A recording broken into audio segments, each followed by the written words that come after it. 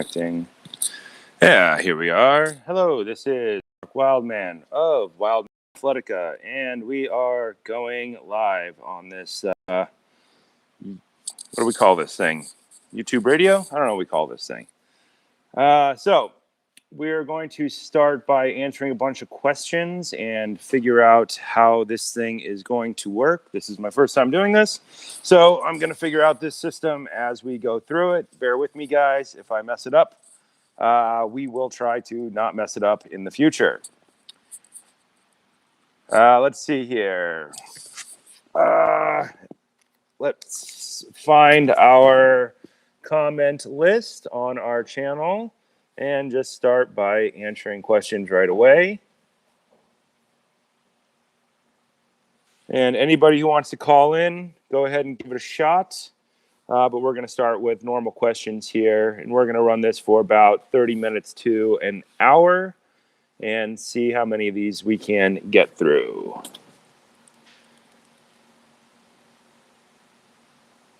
My comment list went away. Let me see here.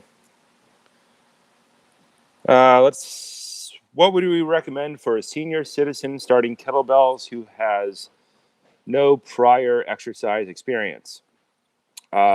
Senior citizen. You're going to have to define senior citizen. Does that mean 62 and up? Does that mean 80? That's a little bit of an open-ended question. I currently train an actor who is 78 years old, and he starts where everybody else starts, right at the beginning. Halos, around the worlds, figure eights. He's just using lighter weights than everybody else is because it's important. If your recovery time is definitely long because you're older, to start lighter and just make sure that you can be better at it over time. So I think my 78-year-old, instead of starting with a 16K as a man normally does, he's 78, he's lived a good life. We started him with an 8K, totally fine. His program was a little bit interesting because the first couple of weeks of training, what you do is you determine which exercises you can actually do and which exercises you can't do. So we started him with halos and around the worlds and moved into swings.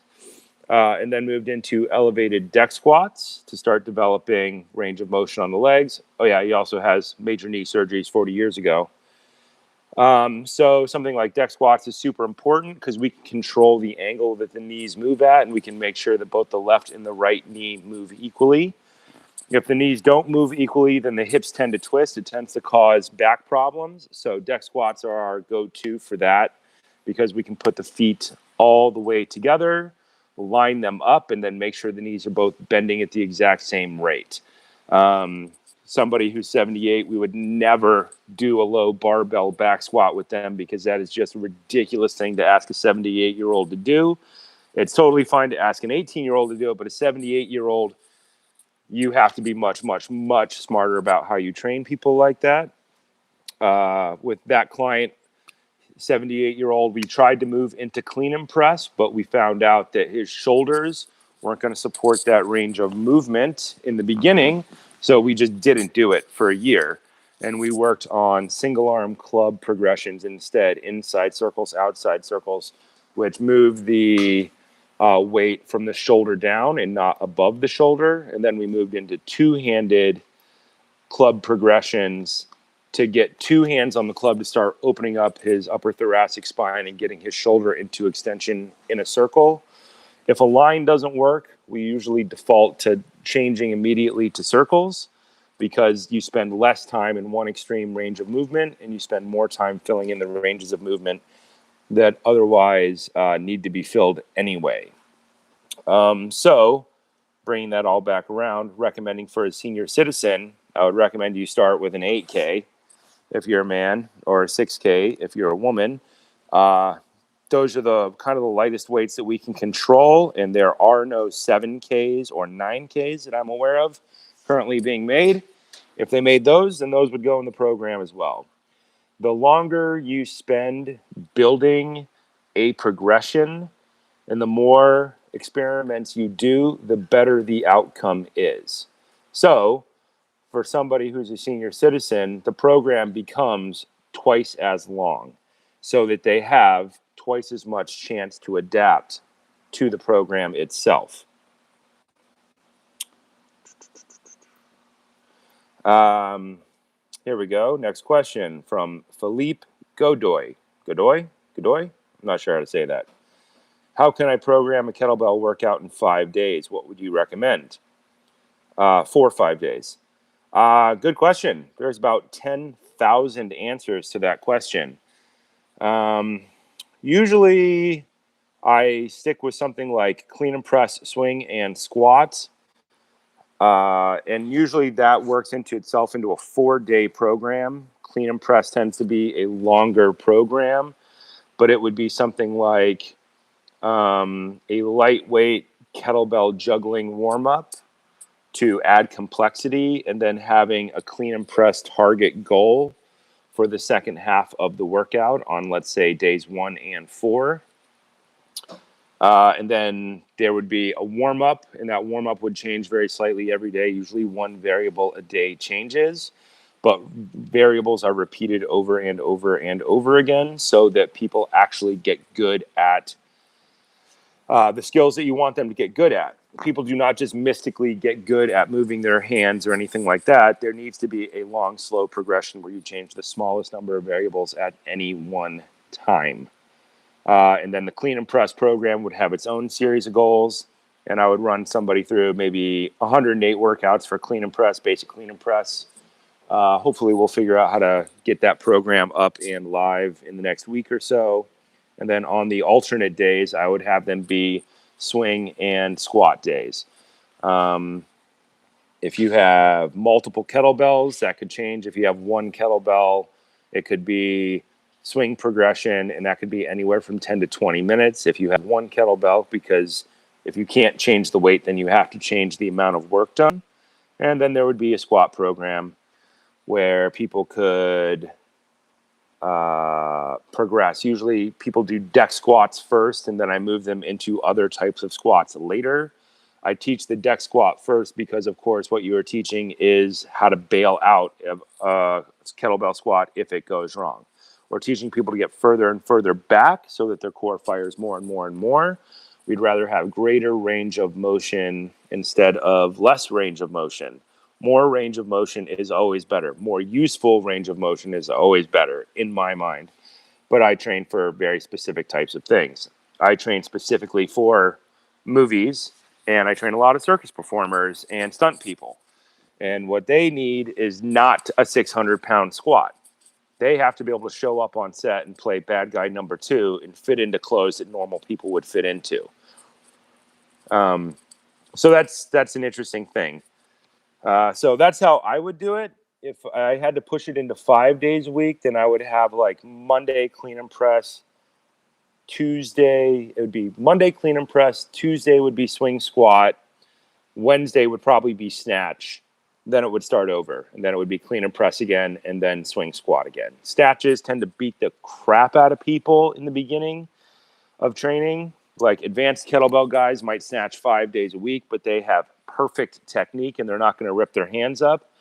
When people are learning kettlebelling, we try to keep snatches to a minimum, and it would, of course, have its own mathematical progression. But snatches tend to eat people up quite a bit in the beginning. It's a lot about how your hands move under load and under stress. All right. Let's go to the next one. If someone works up, this is Chris Sears, by the way. If someone works up from 10 sets, 10 reps of swings at 16 to 10 sets, 20 reps at 24, what is the next step? If they're following the nerd math. Well, you could either go heavier, go above 24K, just fine, build up to 32K, or you can start adding minutes to the equation and start taking your 10 sets in 10 minutes up to 10 sets in 20 minutes, and then walk up the math again to get back to 20 sets of 20 in 20 minutes, which would be 400 reps, which even with a lightweight is a ton of work. A ton of work. Next question. Anybody going to call in? Anybody listen to this thing? I don't know. Flynn O'Flanagan. I'm saying that wrong, I'm sure. Strained a tendon in my leg while I was doing kettlebell get-ups. One of the shin muscles just under the knee. It's a small strain and swings don't seem to hurt. Do I think that he should lay off? If the swings don't hurt, I would not lay off. I've had muscles like that twitch in my knee. I have knee surgeries, 3 major knee surgeries on my left leg. So if every time something twinged, you stopped, you would never get anywhere. The goal is to not kill yourself, but if the swings don't hurt, you can keep doing the swings. It's a different muscle that's in your shin. What I would do is get a 3.5-inch spiky black ball in a hard consistency off of Amazon for $11, and I would start crushing the muscles around my knee with that spiky ball, and probably the quadricep above the inside right side of the knee. Yeah, because I've had those tweaks all the time. You get tight muscles in your calves, and it starts to pull through your knee, but it's not your hamstring. So you can probably keep doing swings and everything else. The most you might want to do is just drop weight. Lighten the weight up a little bit, work on the mobility, figure out where the knot is in your leg, and crush it. Usually a 2-minute hold. Do 2 minutes on one area of the knot, move it down. Usually do 3 different spots for a total of 6 minutes a day. Do that for 2 weeks and see if that helps. It usually helps. Chris and Fred07. Here we go. Next question. Thank you for your awesome content. Okay. Anytime, guys. Trying to make everything good for you guys. Any pointers for a weekly training program for kettlebells would be really appreciated. What exercises, etc. So we're going to answer this question a lot. The thing about kettlebells that's great is you can do your basics very, very simply. Your clean and press, your swing, and your squat. It's very similar to a barbell program. The difference is a kettlebell is cheap. A 16K kettlebell is what? $100. To do all that stuff with barbell costs a substantially greater amount of money and requires a huge amount of space. So you can do kettlebell workouts basically anywhere. You can do them in a small New York hotel room, which I have done, where you have 2 feet between the bed and the wall. You can do kettlebell training in a small space. And you can still do all your basics, your clean and press, your swings, and your squats. The reason I don't advocate a lot of barbells is barbells are super expensive and they require a lot of space. A cheap barbell is $150 plus 250 pounds of weight. What are you looking at there? $400 maybe? And now if you want a squat rack and throw that into the equation, what's a Rogue squat rack cost? I think the cheapest ones run near $1,000. So economically, you can get just an absolute ton of kettlebells for the amount of money that you can for barbells. Barbells cost a ton of money, and you're very limited on what you can do. Your options are add weight. What do you have in barbell? You have press, push press, jerk, thruster, clean, power clean, deadlift. You have your basics. You know, you got what, 20 of them if you're doing an Olympic program, 20 exercises you're probably going to do a lot of in different ways. You're going to rip apart those lifts into smaller pieces. With kettlebells, there are thousands of lifts that you can do. I mean, just for presses. Single arm clean and press, half kneeling press, floor press, ground press, alternating press, seesaw press, double press, jerk, double jerk, alternating jerk. And it goes on, long cycle. There's so many more things you can do with kettlebells than you can do with barbells. And the more complex the exercise is, the better your coordinated skill becomes. Coordinated skill is really what I'm training people for. If you're training a female actor for a Marvel movie, you do not have the option of stacking 20 pounds of muscle on her because her job is to be exactly what they hired her for, to be pretty and to be that exact size so she can fit in those costumes. If you start trying to stack 20 pounds of weight on a female model actress by doing barbell, you're going to get fired immediately. Also, you can't drag barbells with you all over the world and barbell cages all over the world. But you can drag kettlebells with you and use them in small, limited spaces like a workout trailer on set. And you can get all of the benefit of becoming stronger and more athletic and more coordinated skill so that you can survive doing complex fight scenes. I love barbell guys. I have a lot of friends who are barbell guys. None of them are great martial artists that I know of. I mean, maybe one. No. I know one who's a huge badass dude who's a stunt guy. But his job is a stunt guy first and a barbeller second. So those are interesting ideas.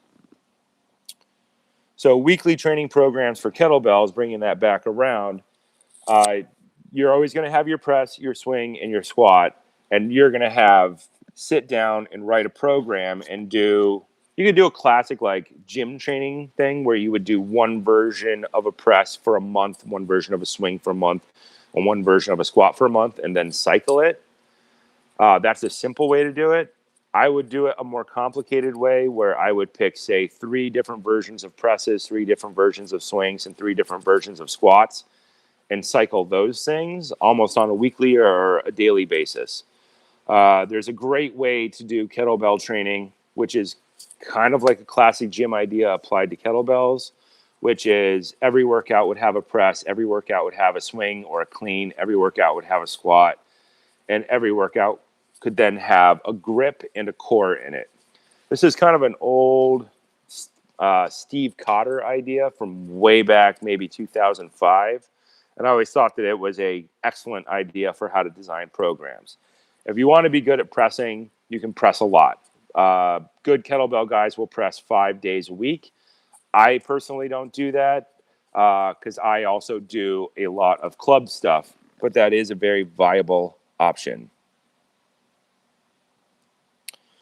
Max Magnus, question. I have some issues with the trapezius lately. Any advice on warm-up for that area? Yes, advice is figure eights and halos. Start light, work it out, and then do neck mobility and shoulder mobility for sure. Shoulder figure eights in all 6 directions. Neck mobility plus shoulder mobility should take 4 minutes. Adding in halos and around the worlds into a progression should take about another 5 minutes. That could put you at about a 9-minute warm-up to get into your workout. Probably drastically reduce the pain in any of the upper trapezius areas. Here we go. Question. Karwan Ramazan. How long should I train? As long as you want to, man. That is such an open-ended question. How long should I train? There needs to be a for what at the end of that question. What are you training for? If you're training for an Ironman, then you need to be training 4 hours a day. If you're training as a normal person, you should probably train an hour a day, 5 days a week at least, and give yourself time on the weekend to rest. If you're pushing it a little bit further, if you're like a martial artist or something, then you should probably train for 30.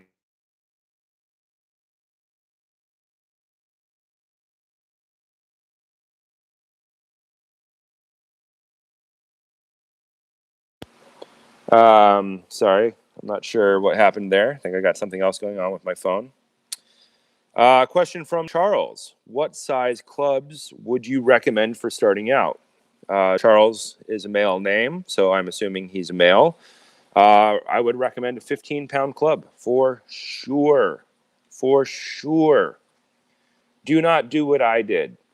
I was a trainer, a martial artist, and a kettlebell certified instructor, and I thought, oh, I don't need to use a 15-pound weight. I was wrong. I bought a 25 because I thought surely 25-pound club isn't that heavy. I'd been doing weight swinging for years in martial arts and staffs and sledgehammers and everything like that. First day, got the 25, opened it up, took it outside, tried to do 1 mil with it, hit myself in the head, knocked myself over, lied on the ground, dazed and confused, picked myself up off the ground, and walked inside, put it in the corner, and bought a 15 like I should have done. buy a 15, definitely.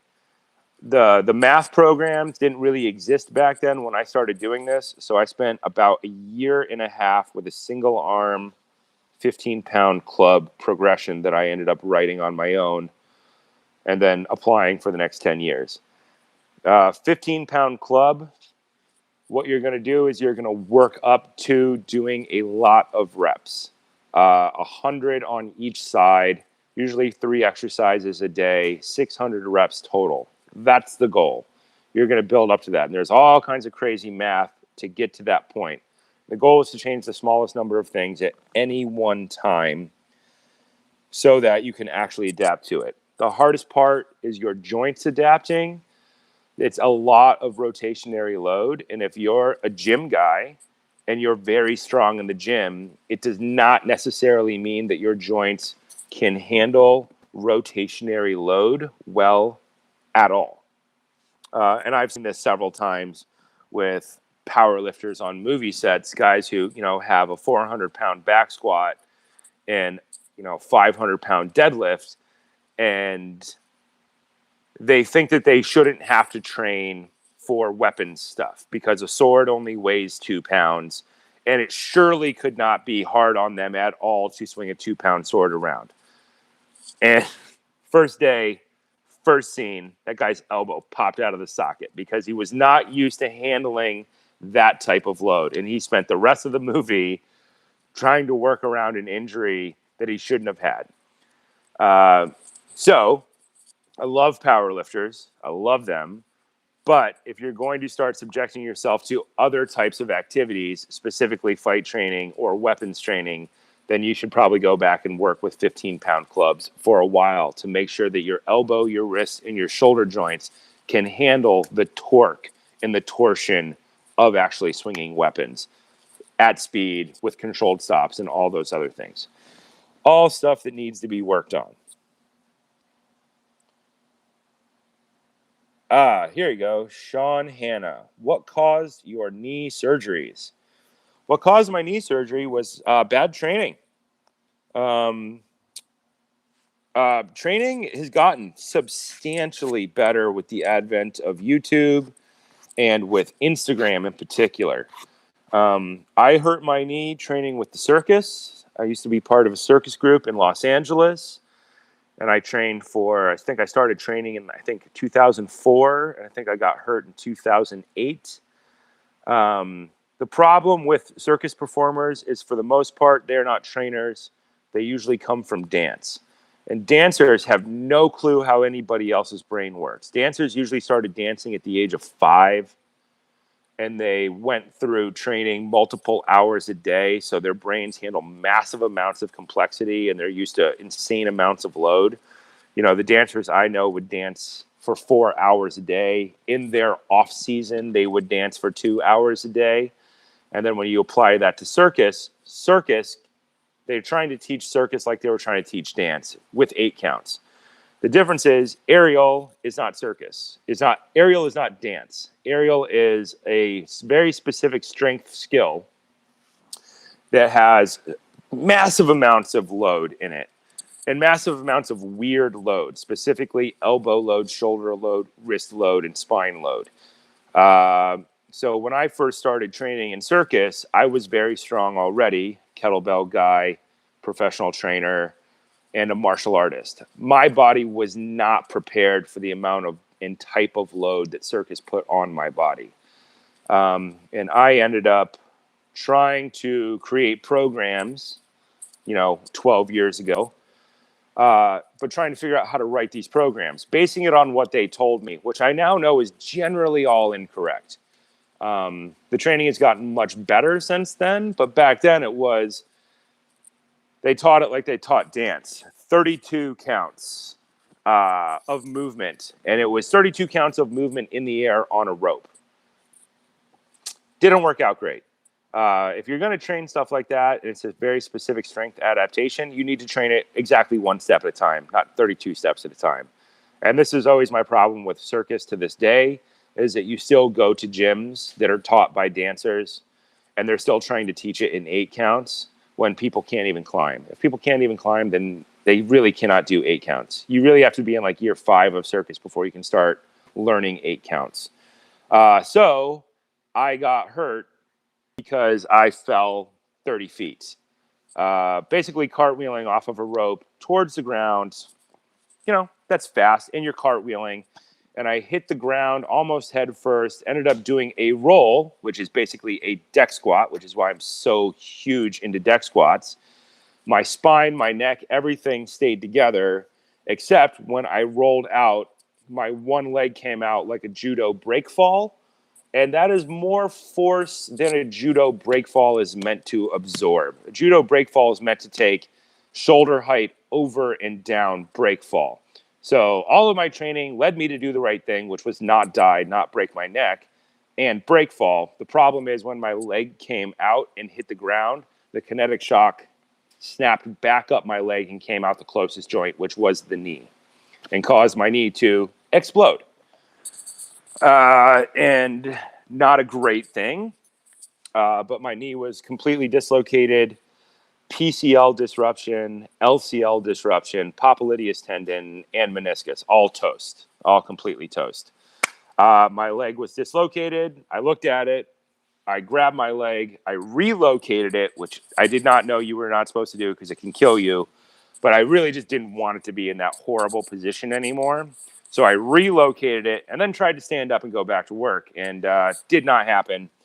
Fell over immediately.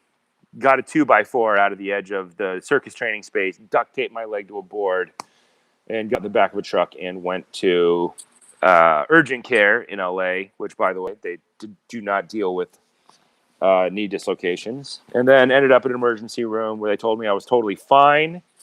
They took an x-ray. I didn't break any bones, but they didn't look hard enough. And x-rays don't show you the disruption of ligaments like that.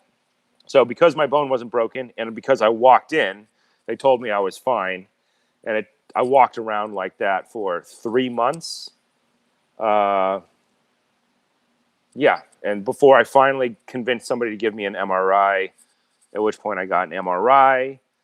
And even then, I walked into the MRI. They told me I was fine. I got done. I walked out. They called me 30 minutes later in a complete panic because my knee was so unstable that it could slip out. And if your knee slips out, it can cut the artery in your leg and kill you immediately. And then I had to wait after that for the swelling to go down enough for me to actually get surgery. So surgery 1 was replacing the PCL and the LCL, chop your leg in half, and they bolt in dead people parts into your leg. And then they basically tape you back to a board. They put a big cast on your leg for 9 weeks, and you don't walk for 9 weeks. And then I came in, they took all that off, and then they just tell you to start walking again. The problem is they had cut my leg so much that the scar tissue wrapped around my knee and caused my knee to grow into a straight line, which was not great. And then there was 6 months of therapy before they gave up on breaking the scar tissue in my leg. Not recommended. Don't go through that stuff if you can help it. Yeah. And then I had second knee surgery to go in where they had to cut my leg back open to cut the scar tissue in half to try and get my leg to bend again.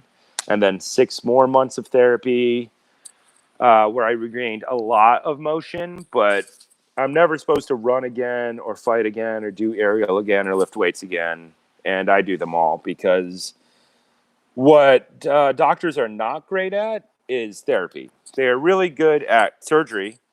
Thank you, my surgeon, Dr. McAllister, UCLA Medical School. Great dude. But they do not know how to rebuild movement patterns. So the problem that most people have is when they get hurt, their movement patterns get compromised, and then their movement pattern never comes back.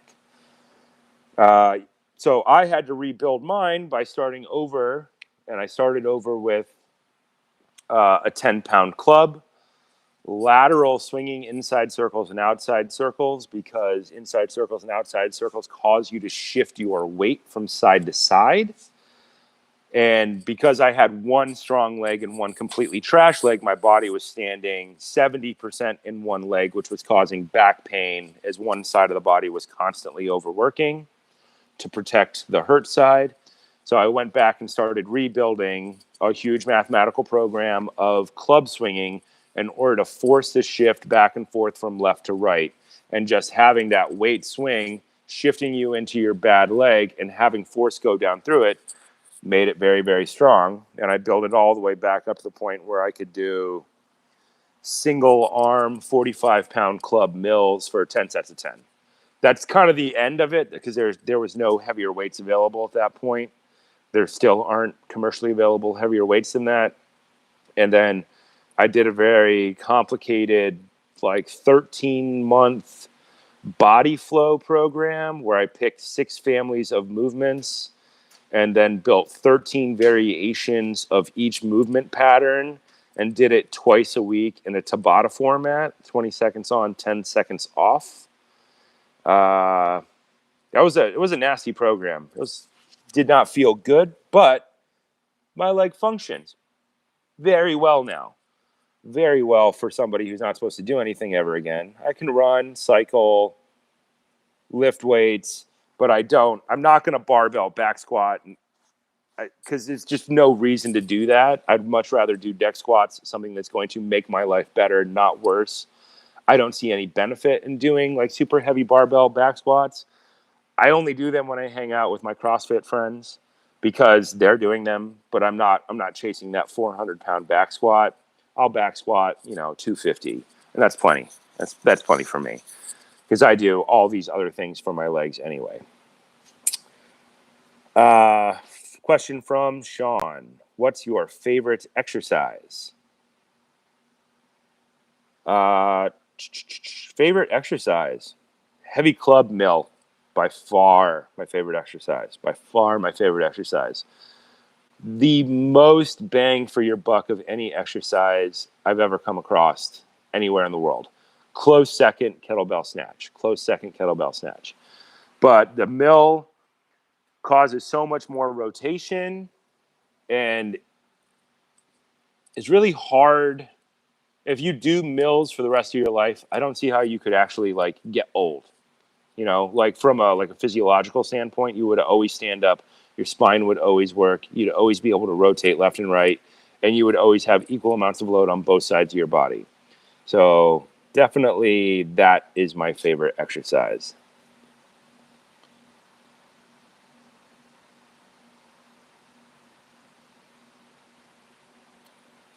Here we go. Let's find some other questions. Am I going to sell kettlebell and heavy club training plans for the general public? Yes, I am.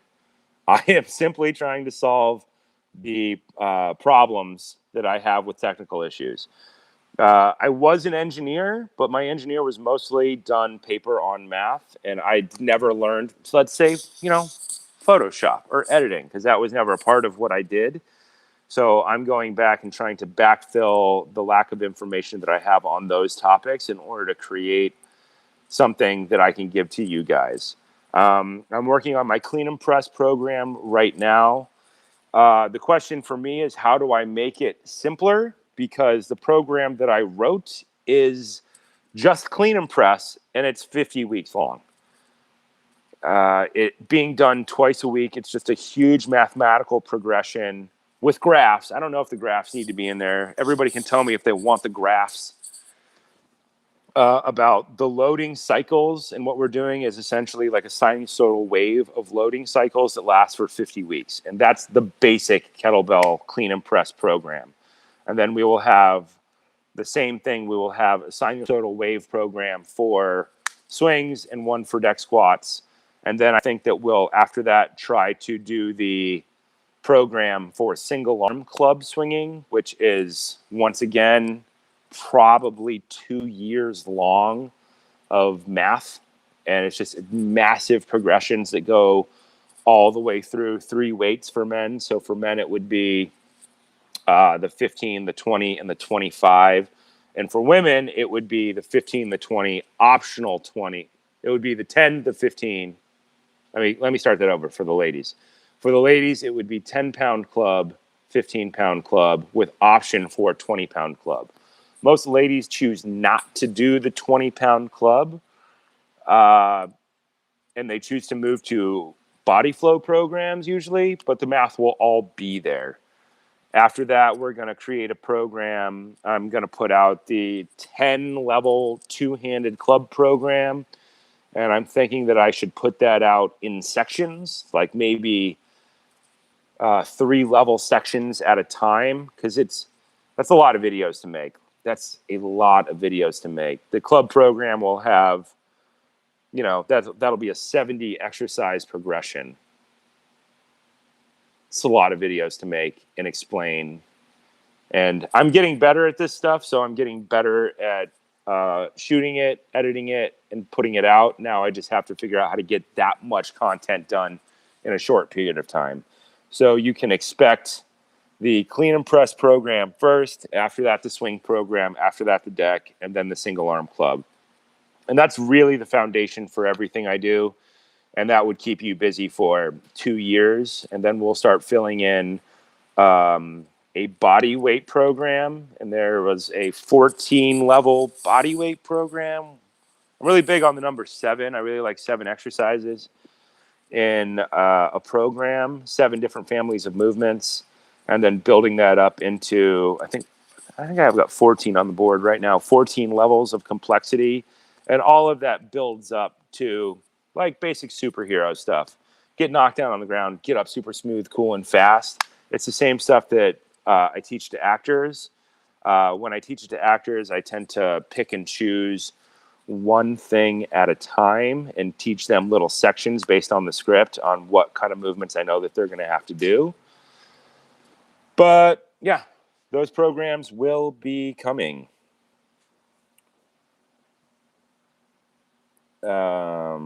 Let's find another question. Here we go. Here's a good question from Plasma. He would like to know what's my opinion on bulking cutting strategy for lean mass, and also what sort of style of kettlebell should one do to gain mass? Good question. Classic bodybuilder type question. That's good stuff. Yes, bulking and cutting totally works. You'll notice in some of my videos, I'm bigger, and that's totally fine. You don't have to be ripped all the time. People who say that they're ripped all the time are lying. They're lying. Bulking is a good option. So putting on extra weight so that your body has more stuff to work with is a classic strategy. All major bodybuilders used to do it. I don't know if they're still doing it, but they definitely used to do it. Put on a little bit of extra weight so that your body has more stuff to work with, and then cutting out over time. Totally works. Great strategy. What style of kettlebell, I assume that means kettlebell training, one should be doing to gain mass? Well, it could be, you could gain mass with almost any kettlebell program. Your single arm kettlebell programs are just going to fill out muscle you didn't know you needed to have, like lots of core muscle, lots of leg muscle. But then once you go through a single arm program, then you would get into a double kettlebell program, which is kind of like the best possible version of barbell training. Instead of just doing a barbell press, you would be doing double kettlebell presses or seesaw presses or tempo presses. And instead of doing deadlifts, you would be doing double kettlebell swings or double kettlebell cleans, and then all the crazy variations of those. Some of my favorite things are like tempo alternating cleans, which are just absolute core monster destructos. I don't know of any better way to say that, but those are huge mass building exercises. And then, of course, stacking into your kettlebell front squats, double kettlebell front squats. I don't have any videos on any of this stuff yet because I just haven't gotten around to it. But those are an insane option. And there are some great programs to do that. Still, ironically, usually cheaper than barbell stuff if you're doing this stuff at home, because you can buy a lot of kettlebells for the cost of a Rogue rack in an Ohio bar and bumper plates. But you'll get more movement complexity out of it and just absolute nightmare core work out of the whole thing. Let's find ourselves another question. Here we go. Las Vegas Life question. Thoughts on sandbag training? Absolutely love it. Absolutely love sandbag training. I have a couple of the On It sandbags in here that go up to 70 pounds. And I have a couple of the Brute Force. I think these are the athlete bags, which I think go up to like 120 pounds. A 120-pound sandbag is so heavy, it's absolutely ridiculous. They're very, very, very hard to pick up at that weight.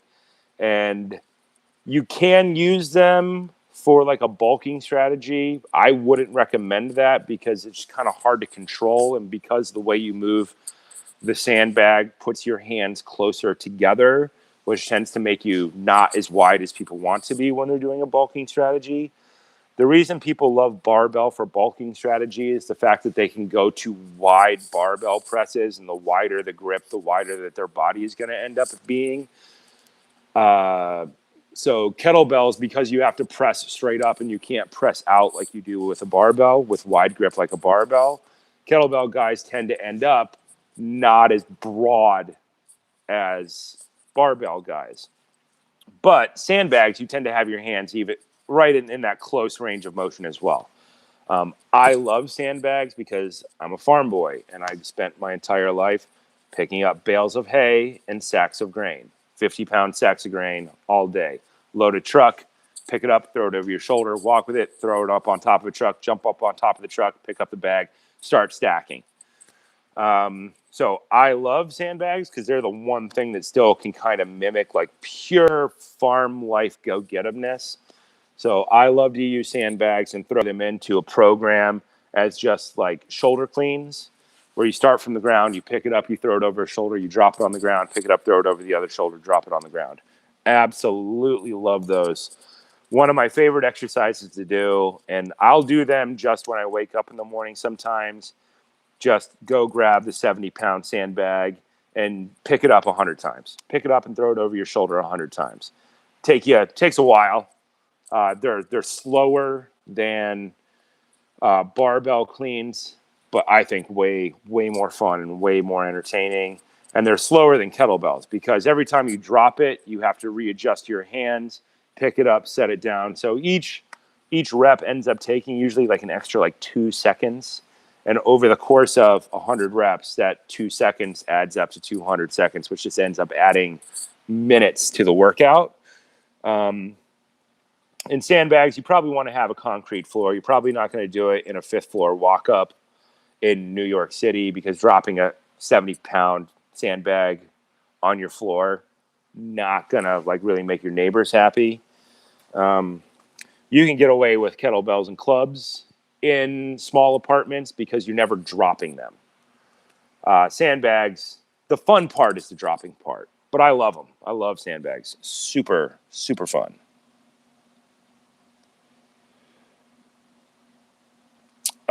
Chris Brogan, 380 pounds, 45 years old.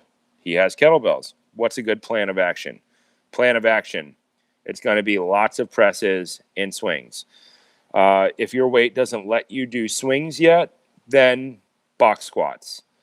It's going to be presses and box squats like crazy and probably suitcase deadlifts because you should be able to accomplish those tasks even at bulk, even at size. And yeah, you're going to just start doing a huge volume cycle. Stand up, doing presses, alternating presses, seesaw presses, and lots of suitcase deadlifts. And then probably goblet squats, box squats. And you're going to end up way stronger than everybody else because you're essentially already walking around with a 100-pound sandbag on your shoulders at all times. So the kettlebell that you use is probably going to be relatively light in the beginning and let you build up because you're carrying you're essentially doing kettlebells with a sandbag already on your body. So a lot of the super fast stuff is not going to happen in the beginning because you're not going to have the ability to do it, but totally going to happen in the long run. It's just going to be a lot of presses to add up your core strength and your standing strength, and then those box squats and those deadlifts.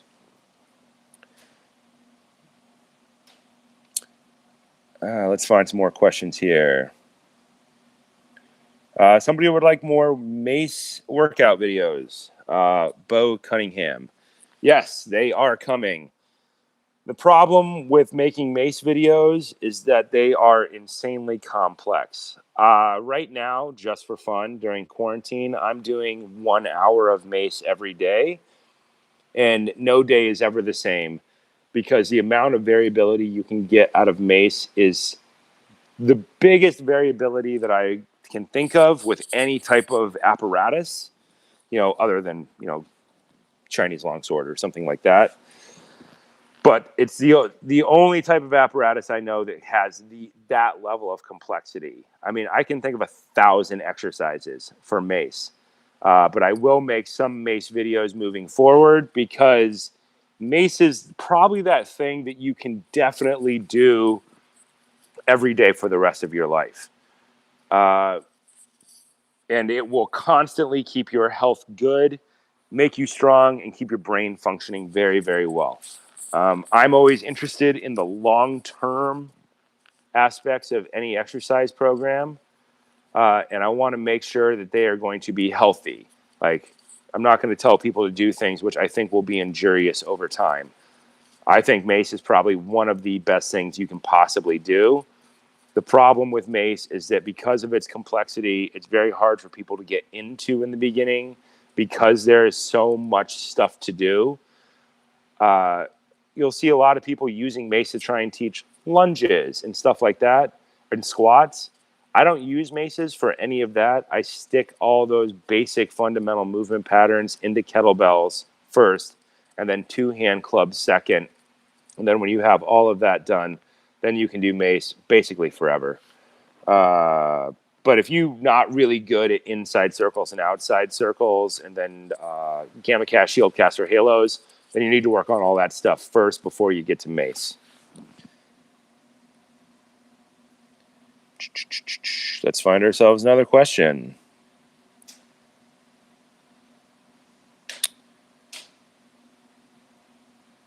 Is it possible to do a good 10 to 15 minute warm up with all the mobility needed for kettlebell, club, and mace work?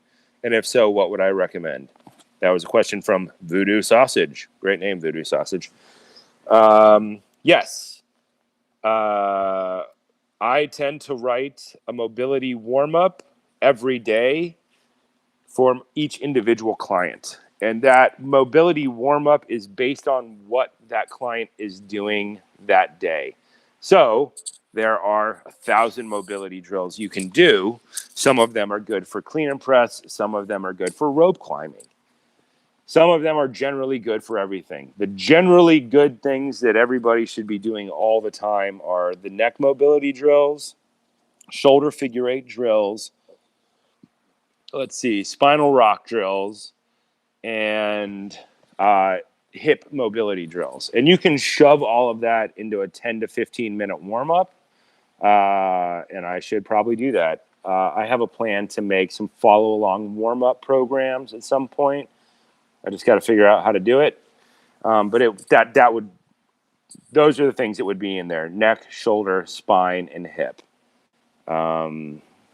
But Spinal Rock Series, I don't think I've made any videos on Spinal Rock Series yet, but we will definitely have to get into that. And then Spinal Rock bridging into Hip Series is also just very important.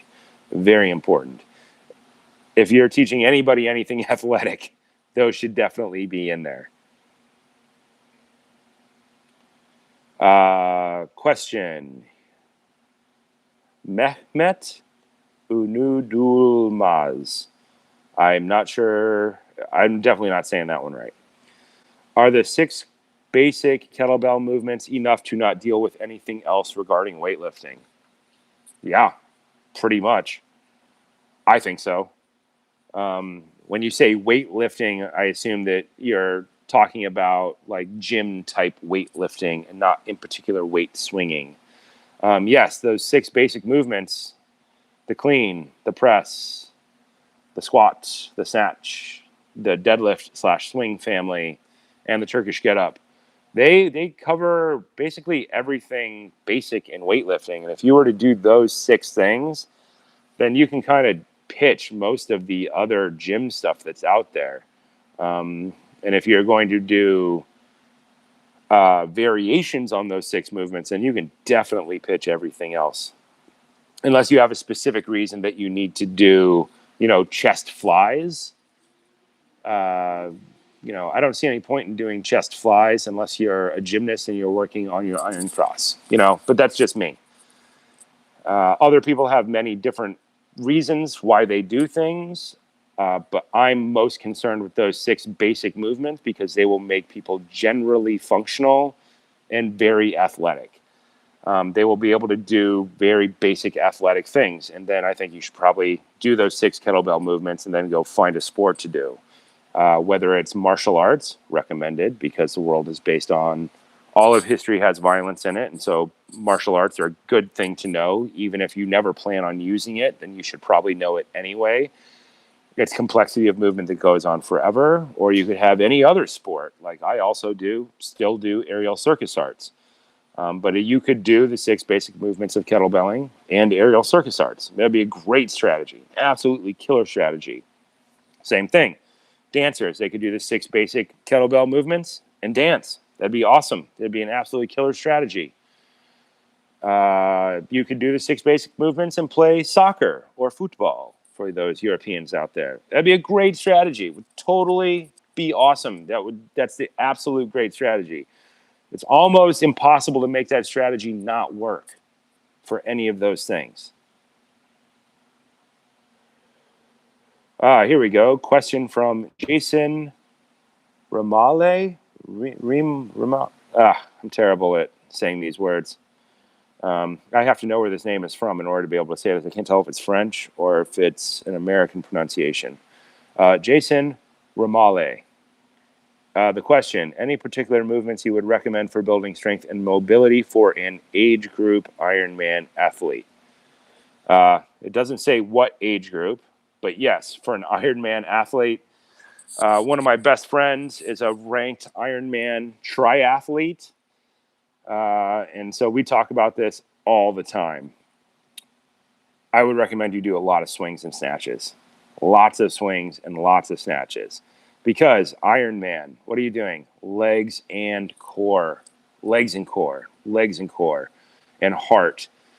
I would look into doing a basic single arm snatch program based on a swing program. And then after that, I would look at Viking Warrior Conditioning, a book that came out in maybe 2007 by, I think a Danish Olympic coach. That would be, it's VO2 max training using a kettlebell. That would be a program that you should definitely be doing. That program is only meant to be done, I think, once a week was the original protocol. I don't remember. I don't know if he changed it now, but it's a VO2 max protocol that's meant to be done for like 40 to 50 minutes once a week. I would throw that in if I was in an Ironman athlete group. That would be something to throw in 110%. And I would also be doing strength training on the mills for time. Ironman triathlete implies lots of swimming and reaching out and doing, what is the Ironman? 2-mile swim? I think it's 2-mile swim. That is a lot of overhead reaching and pulling down. I would definitely recommend mills and swipes for that as well, 100%. And I would start stacking weight on that and do a long program to make sure that your shoulder joint can pull that long. If you're in an Ironman group already, we know you can pull that long, but now we just need to make you pull harder for that long. Orestes Naum Pontus. Great name. My God, Orestes. Great name. The question, suggested exercises for Brazilian Jiu-Jitsu athletes. Front rack, shin box, drive, get-ups. I don't think anybody got what that meant, but it's a shin box, hip snap with a front rack. There is an ipsilateral and a contralateral version of this, and I would do that into a triangle squat transition into pigeon. Because that is so much of what you BJJ guys do. That is 100% BJJ all the way through. I should probably make videos on that because I don't think I have any videos on the shin box family yet. There's 50 videos in that series, at least, that I could make. But that would be 100% what I would be doing for Brazilian Jiu-Jitsu. Or gun get-ups. Gun get-up is essentially a Turkish get-up without the spare supporting hand. It's a front press into a front rack, into a shin box, into a triangle squat transition, into a rock bottom squat, into a stand-up. It's awesome. That is BJJ 100%. 100%.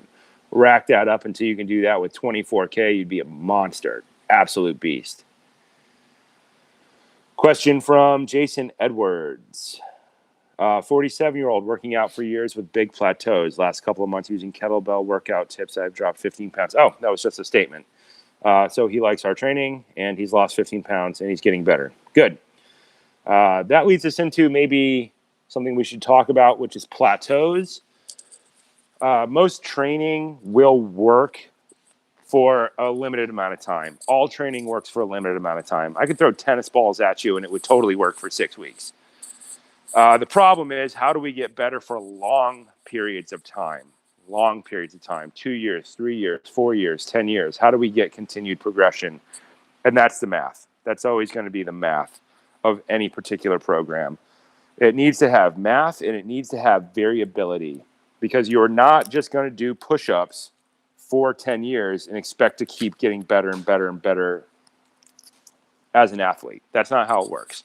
You have to add complexity to the system, and you have to set up specific goals so that you can meet them and then just continue to move forward over time. But they need to have very specific goals, and they need to have ideas of what comes after that next goal. So you start stacking goals up in big, long training concepts.